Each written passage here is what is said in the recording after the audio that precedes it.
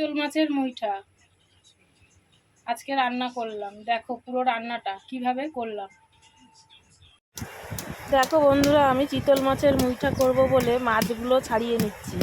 মাছগুলো চামড়া থেকে মাংসগুলো চামচ দিয়ে কেকে কেকে তুলে নিচ্ছি। কিভাবে আগে নোড়া দিয়ে মাছটাকে থেতো করে নেব।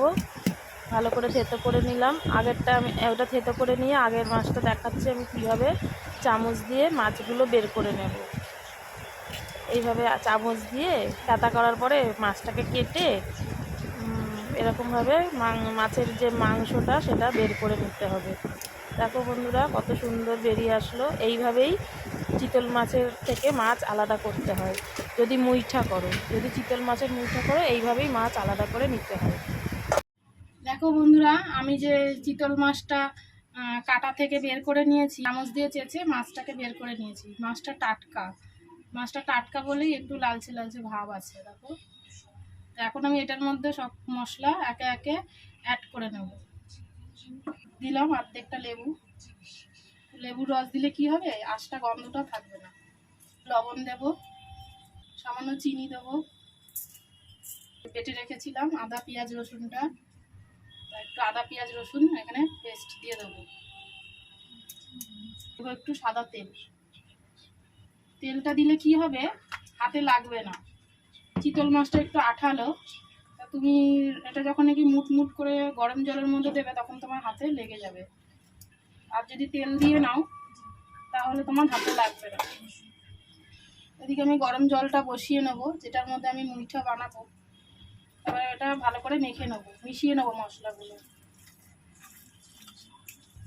চামচ দিয়ে চেঁচে মাছের মাংসগুলো যখন বের করবে তখন কাটা থাকবে, পরে আবার ঠিক করে ভালো করে কাটাগুলো সব বেছে নেবে, তারপরে মশলা দিয়ে মাখবে।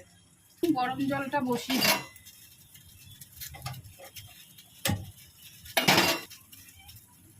মাছটা আমার মশলা দিয়ে মাখানো হয়ে গেছে, কিছুক্ষণ রেস্টে রেখে দিয়েছিলাম। রেখে দিয়ে আমি এরকম দলা করে নিয়েছি।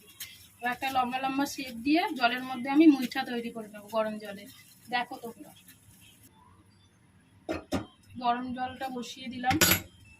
এর মধ্যে দেবো একটু লবণ আর দেবো একটু সাদা তেল। তাহলে কি হবে, মুইঠা যে আমি বানাবো তাহলে একটার সঙ্গে আরেকটা লেগে যাবে না। এই যেরকম আমি লম্বা লম্বা শেপ করে মুইঠাটা, এই যে মুইঠা মানে মুঠের মধ্যে এরকম করে শেপ দিতে হয়, দিয়ে এই যে গরম জলে দিয়ে দিতে হয়। মুঠোর মধ্যে করে করে তো, তাই এইটার নাম দিয়েছে চিতল মাছের মুইঠা। এটা যখন সেদ্ধ হয়ে যাবে তখন জলের ওপরে ভেসে উঠবে।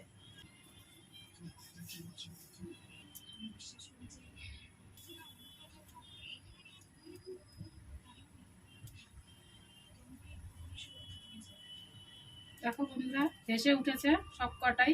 এবার আমি তুলে নিলাম।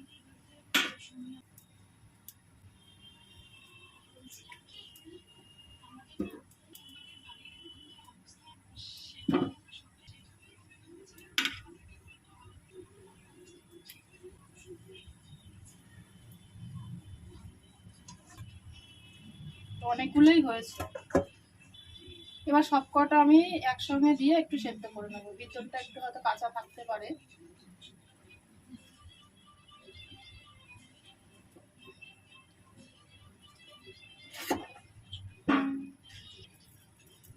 দিয়ে দিলাম, একটু সেদ্ধ হোক।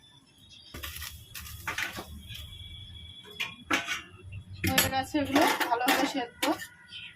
এটা যে আমি সেদ্ধ করেছি এই জলটা আমি ফেলবো না, এই জলটা দিয়েই আমি মশলা কষাবো এবং গ্রেভি বানাবো।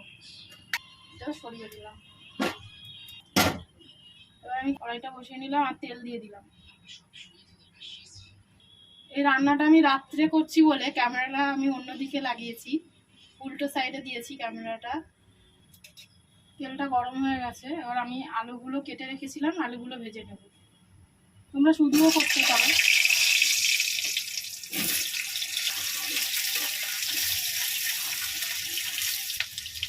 দেখো আমি এগুলো গরম জল থেকে তুলে নিলাম। তুলে এবার আমি এটা কেটে নিয়ে তেলে ভেজে নেবো। ততক্ষণে আলুটা ভাজা হোক। এটা একটু ঠান্ডা না হলে তো আমি কাটতে পারছি না, তাই জন্য আলুটা ভেজে নিলাম।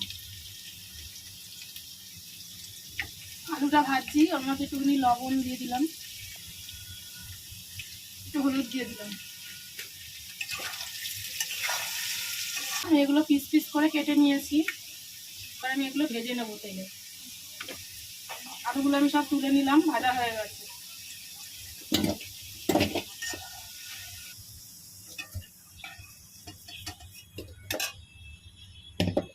এই তেলের মধ্যে গুলোই আমি এবার এই মুইঠাগুলো ভেজে নেবো। হয়ে গেছে। বেশি ভাজা যাবে না, বেশি ভাজলে আবার চামড়া চামড়া রবার রবার লাগবে।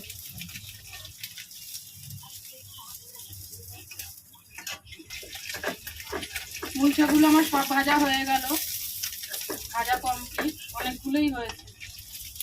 আমি ভেজে নিলাম। এবার আমি তরকারি রান্না করে নেব। আমি তেজপাতা, শুকনো লঙ্কা আর গোটা গরম মশলা ফোড়ন দেব। গোটা গরম মশলার মধ্যে আছে দারচিনি, এলাচ, লবঙ্গ, এগুলো আমি ফোড়ন দেবো। পেঁয়াজ, আদা, রসুন, লঙ্কা বেটেছি, এটা আমি মশলাটা কষিয়ে নেব।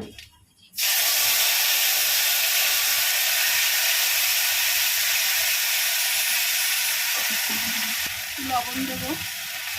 আমি আলুতেও লবণ দিয়ে ভেজেছি, আলু মুখাটাও আমি লবণ দিয়েছি, তাই আমি অল্প লবণ দেবো। একটু হলুদ দেবো, একটু লঙ্কার গুঁড়ো দিলাম,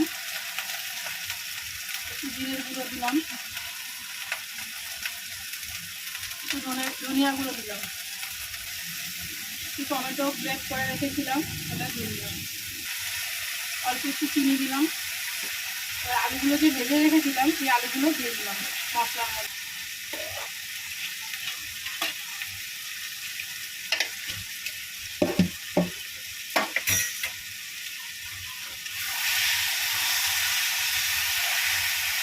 যেটাতে আমি মুইঠা তৈরি করেছিলাম সেই স্টকটা আমি দিয়ে দেবো, দিয়ে মশলাটাকে ভাজবো ভালো করে।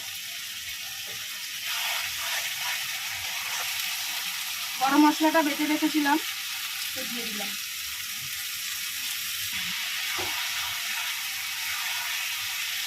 মশলাটা কষানো হয়ে গেছে।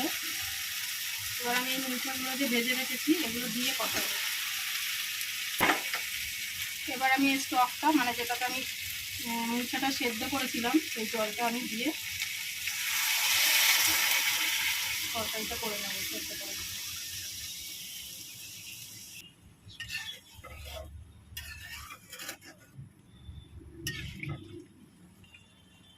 ঢাকা দিয়ে দিলাম, আলুটা একটু সেদ্ধ হবে।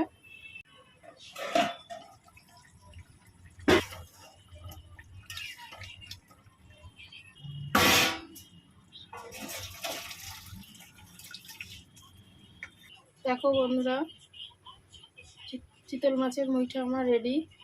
রাখছি, সবাই ভালো থেকো, সুস্থ থেকো।